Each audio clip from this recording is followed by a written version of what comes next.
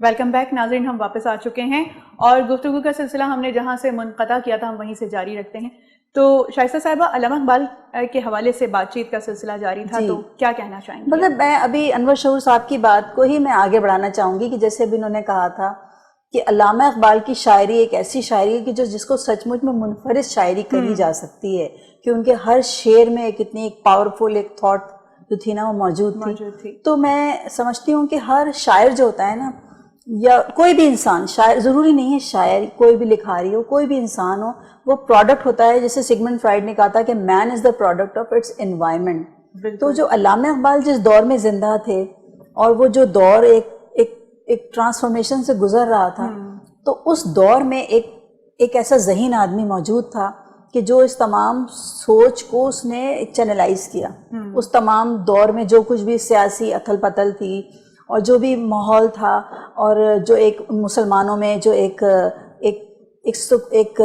سکوت طاری تھا اور ان کو ضرورت تھی، تو اللہ تعالیٰ نے ان کو شاید اس پروسیس کے لیے چنا تھا کہ وہ ان کی شخصیت جو تھی نا اس ماحول نے شیپ کی تھی، کہ وہ ان کی وجہ سے، کیونکہ شاعر کیا، ہم شاعری کی ہماری زندگی میں کیا ضرورت ہے، مطلب لٹریچر کی کیا اہمیت ہے. لٹریچر کی اہمیت صرف یہی تو ہے نا کہ ہم کچھ چیزیں کنسیو کرتے ہیں، اس کی وجہ سے معاشرہ ایک بہت تیز دریا کی طرح بہتا ہوا، کسی دھارے کی طرح وہ کسی سمت میں جاتا ہے، جس سمت میں جاتا ہے پازیٹیو بھی جا سکتا ہے، نیگیٹو بھی جا سکتا ہے. تو کچھ لوگ ہوتے ہیں جو یہ پہلے آئیڈیا کنسیو کرتے ہیں. تو مطلب میرا خیال ہے کہ ہمارے معاشرے میں بھی اب آج کل بھی ضرور کچھ نہ کچھ ایسے لوگ ہوں گے کہ جن کی وجہ سے معاشرے میں تبدیلیاں آ رہی ہیں، اچھی یا بری جو بھی مطلب آپ کہہ سکیں، لیکن کچھ لوگ ہیں کہ جو ان آئیڈیاز کو کنسیو کرتے ہیں. شعور صاحب، میں آپ سے یہ پوچھنا چاہوں گی کہ ابھی ہماری تھوڑی دیر پہلے گفتگو چل رہی تھی آف دا ریکارڈنگ، کہ بات کر رہے تھے ہم فیض احمد فیض صاحب کی، احمد فراز صاحب کی. ایک دور تھا کہ جہاں ادبی تقریبات میں بڑی گہما گہمی تھی، ایک رش ہوا کرتا تھا، بڑا لوگ آیا کرتے تھے ادب کی دنیا کی طرف، پذیرائی ملتی تھی. تو اس دور کے مقابلے میں آج کا دور آپ کیسا دیکھتے ہیں؟ اس وقت بات یہ ہے کہ ادب مرکز نگاہ تھا، زبان جو ہے ہماری مثلا اخبار، پرنٹ میڈیا تھا. بالکل. اب چونکہ دوسری دلچسپیاں کچھ زیادہ ہو گئی ہیں، بڑھ گئی ہیں، تو انہی میں سے ایک ادب بھی رہ گیا ہے. اچھا، اب اس پر اصل میں بہت غور کرنے کی ضرورت ہے کہ ادب پر کیا اثرات مرتب ہوئے ہیں، یا کوئی کمی ہوئی ہے یا بیشی ہوئی ہے، یہ ہمیں شائستہ صاحبہ بتائیں گی. میں اصل میں اس سلسلے میں میرا ذہن ابھی صاف نہیں ہے، یعنی مجھے ایسا نہیں لگتا کہ ادبی قدردانی وغیرہ میں کوئی کمی ہوئی ہو. یہ مجھے نہیں محسوس ہوتا آپ کو. تو آپ بتائیے گا. شائستہ صاحب، آپ ان کی بات سے اتفاق کرتی ہیں؟ دیکھیں، چینج ہوئے ہیں، میڈیمز چینج ہوئے ہیں، اور آئی ٹی کی ریولیوشن کی وجہ سے نا چینج بہت. دیکھیں اب اگر مشاعرے کی آپ اس کو اسٹیج کی بات کر لیتے ہیں تو وہاں پر تو اجارہ داری چلتی ہے اور اقربا پروری بھی چلتی ہے، لیکن اب اگر کوئی انسان اچھا لکھ رہا ہے، منفرد لکھ رہا ہے، اس کو عوام تک پہنچنے سے کوئی روک نہیں سکتا. پہلے روک سکتے تھے، بالکل، اب نہیں روک سکتے. اب اگر کوئی اچھا لکھ رہا ہے اور اچھا کہہ رہا ہے تو اس کے پاس سوشل میڈیا کا پلیٹ فارم موجود ہوتا ہے اور وہ لوگوں کو تک بات پہنچ جاتی ہے. تو اب اسٹیج، مشاعرے کا اسٹیج جو ہے نا، اس کی ویلیو تھوڑی سی سیکنڈ ہو گئی ہے. مطلب میں یہ نہیں کہوں گی کہ ختم ہو گئی ہے، ختم تو نہیں ہوئی ہے، لیکن مشاعرہ پڑھنا اور اسٹیج پہ پرفارم کرنا، مطلب شاعری کو پریزنٹ کرنا، یہ بھی ایک فن ہے. ہر کسی کو نہیں آتا. اور ایک اچھا لکھاری ضروری نہیں ہے کہ اچھا مشاعرہ پڑھنے والی بھی ہو. ایک اچھی خاتون جو کہ اچھا لکھ رہی ہیں، ہو سکتا ہے وہ مشاعرے میں فیل ہو جائیں. مختلف چیزیں ہیں، وہ دو بالکل مختلف چیزیں ہیں. مشاعرہ پڑھنا اور آڈینس کو موو کرنا ایک بالکل ڈفرینٹ چیز ہے. اب جیسے علامہ کا بھی ذکر ہو رہا تھا، علامہ نے کبھی زندگی میں کوئی مشاعرہ، ہمارے عہد کے بہت مشہور لکھنے والے جن کی نثر بھی بہت دلچسپی سے پڑھی جاتی ہے اور جن کی شاعری بھی بہت لاجواب ہے، ابن انشا. کیا بات ہے ان کی. ابن انشا کی شاعری بھی جو ہے وہ حالانکہ وہ لوگوں تک اس طرح نہیں پہنچی جیسے ان کی نثر پہنچی اپنی دلچسپی کی وجہ سے، لیکن وہ شاعر بھی بہت اچھے ہیں. کبھی زندگی میں انہوں نے مشاعرے میں شرکت نہیں کی. مزاج کی بات، تو وہ ہاں الگ الگ چیزیں ہیں. مزاج کی بات. حافظ جالندھری کہتے تھے یہ بات کہ یہ ضروری نہیں ہے کہ اچھا شاعر جو ہے وہ اچھے مشاعرے میں بھی کامیاب ہو سکے، لیکن میں ہوں ایسا جو وہ یہ کہتے تھے اپنے بارے میں کہ میں شعر بھی جو ہے وہ کہتا ہوں اچھا، اور مشاعرے باز بھی ہوں. یہ لفظ بھی استعمال کرتا شاعر باز کا لفظ جو ہے نا تھوڑا سا یہ انہوں نے خود استعمال یہ لفظ جو ہے نا تھوڑا سا میرا خیال ہے کہ مجھ جیسی خواتین کو تھوڑا پیچھے کر دیتا ہے مشاعروں کی محفلوں سے. یہ بالکل، کیونکہ میں لکھاری مجھے زیادہ پسند ہے لفظ، رائٹر زیادہ پسند ہے، لیکن یہ جو دوسرا لفظ تیسرا لفظ ہے یہ مجھے پسند نہیں ہے. یہ انہوں نے کیونکہ خود استعمال کیا ہے. اس وجہ سے میں مشاعروں میں مطلب کہیں بہت زیادہ ڈیسنٹ گیدرنگ ہو اور کوئی بہت اچھے حوالے سے کسی نے بلایا ہو تو میں ضرور چلی جاتی ہوں. لیکن یہ کہ لوگ جانتے ہیں کراچی میں انور شعور صاحب بھی جانتے ہیں کہ میں نے بہت زیادہ کبھی کوشش نہیں کی مشاعرے میں جانے کی. ابھی بھی شائستہ صاحبہ آپ سمجھتی ہیں کہ ادبی سرگرمیاں اسی طریقے سے جاری و ساری ہیں؟ کرونا آ گیا تھا، 1 سال کا تقریباً وقفہ رہا ہے، اب بالکل چینج ہو گیا ہے. دیکھیں مطلب زمانہ، ابھی میرے پاس ایک کتاب تھی میں پڑھ رہی تھی آج کل کہ میری بیٹی لے کر آئی تھی، اس میں وزڈم، پیپل آف وزڈم کے نام سے ہے، وہ باہر سے لے کر آئی تھی. تو اس میں اس نے مطلب جو رائٹر ہے اس نے اتنی مطلب طریقے سے ڈسکس کیا ہے رینائسانس سے پہلے سے کہ اب مطلب جیسے ایک زمانے میں کلے پہ جو تحریر اسٹارٹ ہوئی تھی وہ کلے ٹیبلٹس ہوتی تھیں جس کے اوپر وہ تحریریں جو تھیں وہ ادھر سے ادھر لوگ میسیجز جایا کرتے تھے، ورنہ زبان اسکرپٹ تو اب ایجاد نہیں ہوئے تھے. تو اس زمانے میں آپ سوچئے ابلاغ کا کیا انتظام تھا، اور آج کل ابلاغ کتنی فاسٹ ہے، کس قدر وہ ہے. تو اب ایک کرونا کی وجہ سے مجھے لگتا ہے کرونا کی وجہ سے جو چیز پہلے سے موجود تھی نا اس کو اور تقویت مل گئی کہ جیسے اب آن لائن مشاعرے کبھی نہیں سنا تھا، اب لوگ ہزاروں ڈالرز کے ٹکٹ خرچ کر کے امریکہ جاتے تھے مشاعرے پڑھنے کے لیے، یا آسٹریلیا جاتے تھے، یا ابو دھابی UAE جاتے تھے، دبئی جاتے تھے. اب وہی لوگ جو کہ وہ مشاعروں کے لیے شاعروں کو ہزاروں کے ٹکٹ دیا کرتے تھے، اب وہی جو ہے وہ ایک انہوں نے سیٹ اپ بنا لیا. زوم اپلیکیشن آ گئی ہے، اسٹریم یارڈ آ گئی ہیں، اس کے علاوہ اور بہت سارے کہ وہ آپ مشاعرے جو ہیں وہ اتنے دنیا بھر سے آپ تمام، کوئی وہاں سے کسی نے اٹینڈ کر لیا، کسی نے کینیڈا سے کر لیا، کسی نے آسٹریلیا سے کر لیا. تو وہ جو چیز پہلے سے موجود تھی نا کرونا کی وجہ سے اس کو تقویت مل گئی اور وہ چیز ایک اسٹرانگ بن گئی، اور لوگوں نے سوچا کہ یار یہ زیادہ آسان ہے کہ آپ اپنے گھر میں بیٹھے ہوئے ہیں پھر بھی آپ کنیکٹڈ تو ہیں لوگوں سے.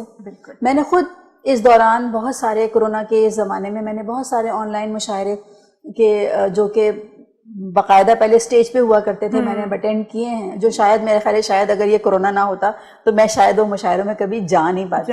شکاگو میں کہاں جا سکتی تھی، اور میں کہاں جا سکتی تھی دبئی، یا میں کدھر، ہر مطلب الگ الگ ماحول ہوتے ہیں، الگ الگ.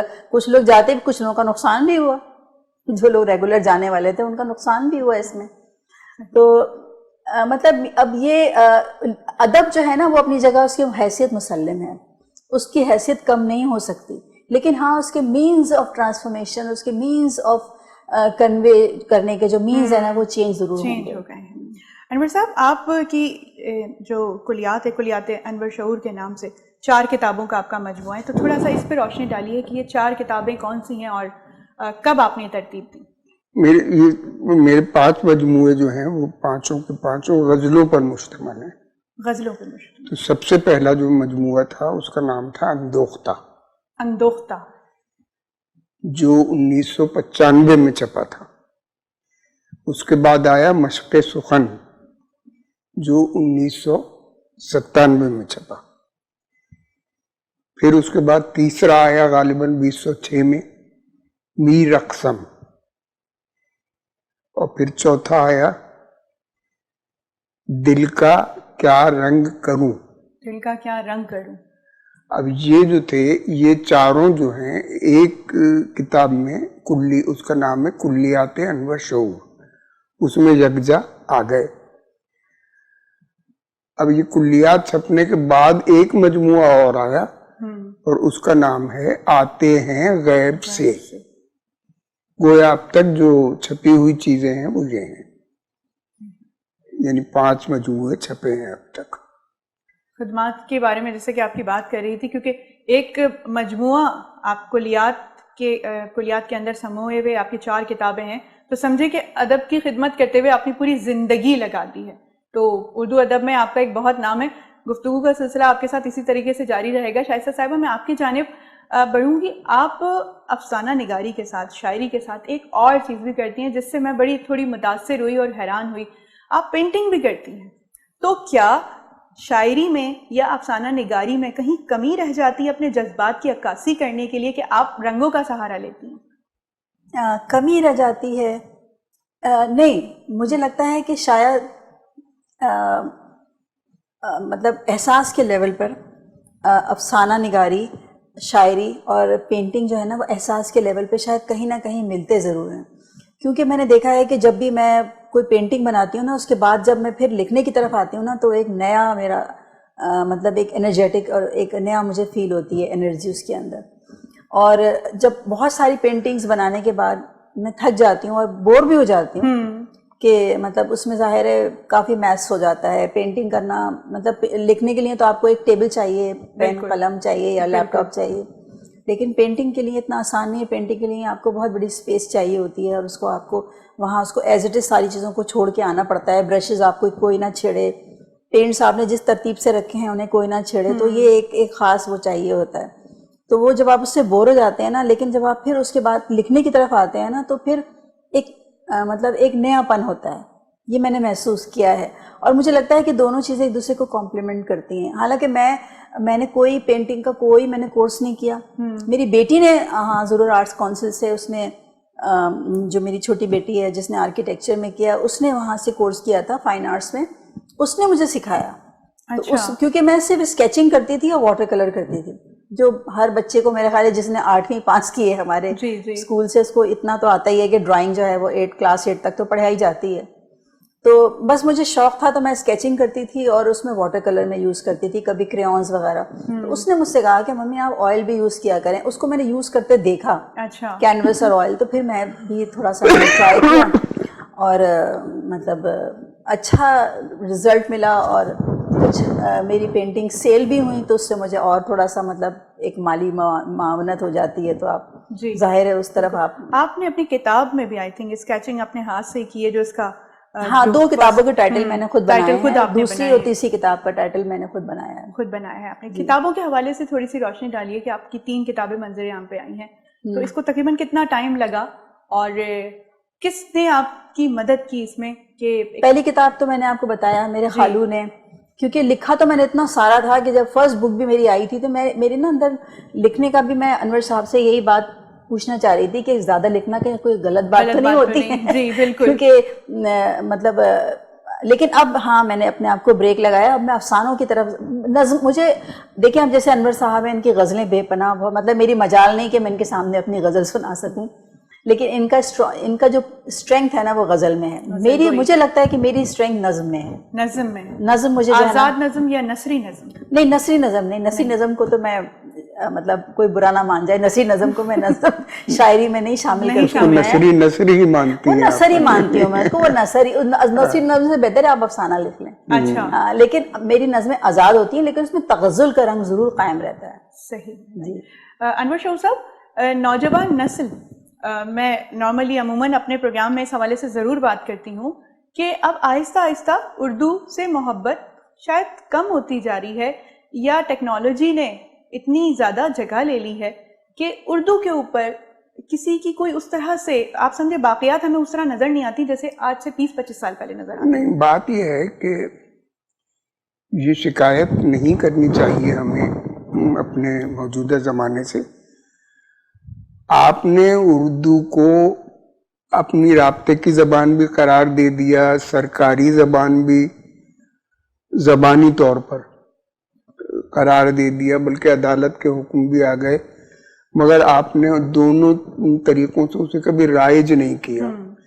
اچھا، آپ نے پڑھایا بھی نہیں، اپنے شروع سے آپ نے اردو پڑھائی بھی نہیں. اب آپ کیسے یہ توقع رکھتے ہیں کہ لوگ دلچسپی لیں گے؟ اور اس زمانے میں وہ پہلے والی بات نہیں رہی تو کیسے رہے گی؟ بالکل. اس کی ذمہ داری نئی نسل پہ تو نہیں ہے. اچھا اب یہ جو غلط بولنے لگے ہیں لوگ، مثلاً پبلک ہوتی ہے ہمارے یہاں مؤنث ہوتی ہے، لیکن ہم عوام کو بھی مؤنث کر دیا ہم نے. عوام ہوتی ہے. اچھا اس پر میں نے ایک قطع بھی لکھا تھا، وہ میں سناتا ہوں آپ کو کہ غضب خدا کا بدل دی گئی عوام کی صنف. صحیح. غضب خدا کا بدل دی گئی عوام کی صنف، خجل ہم اس غلطی پر مدام ہوتے ہیں. غضب خدا کا بدل دی گئی عوام کی صنف، خفا ہم اس غلطی پر مدام ہوتے ہیں. ارے یہ لفظ مؤنث نہیں مذکر ہے. ارے یہ لفظ مؤنث نہیں مذکر ہے. عوام ہوتی نہیں ہے، عوام ہوتے ہیں. کیا بات ہے. ارے یہ لفظ مؤنث نہیں مذکر ہے، عوام ہوتی نہیں ہے، عوام ہوتے ہیں. اچھا اب یہ لیکن آج بھی میں اخبار میں پڑھ رہا تھا تو وہ مؤنث ہی لکھا جا رہا ہے، اور ٹی وی پر بھی اسی طرح بولا جاتا ہے. مگر ہم شکایت نہیں کر سکتے کسی سے، ہم نے پڑھائی ہی نہیں ہے وہ زبان جسے ہم سرکاری زبان اور رابطے کی زبان کہتے ہیں. اگر قومی زبان جو ہے نا، وہ زبان جو پاکستان میں بولی جاتی ہے وہ قومی زبان. سب زبانیں، یعنی سندھی بھی قومی زبان ہے، پنجابی بھی، پشتو بھی، جتنی بولی جا رہی ہیں. صرف اردو کو قومی زبان نہیں، اردو کو آپ رابطے کی زبان کہیے، سرکاری زبان کہیے. بالکل. تو وہ جو آپ سرکاری یا رابطے کی جو بھی آپ کہیں اسے، وہ آپ نے پڑھائی کب ہے. صحیح. انور صاحب ہم یہیں سے گفتگو کا سلسلہ جاری رکھیں گے، بس ایک چھوٹے سے وقفے کا وقت ہوا جاتا ہے. تو ناظرین کہیں بھی نہیں جانے آپ نے، ابھی ہم واپس آتے ہیں ایک چھوٹے سے وقفے کے بعد.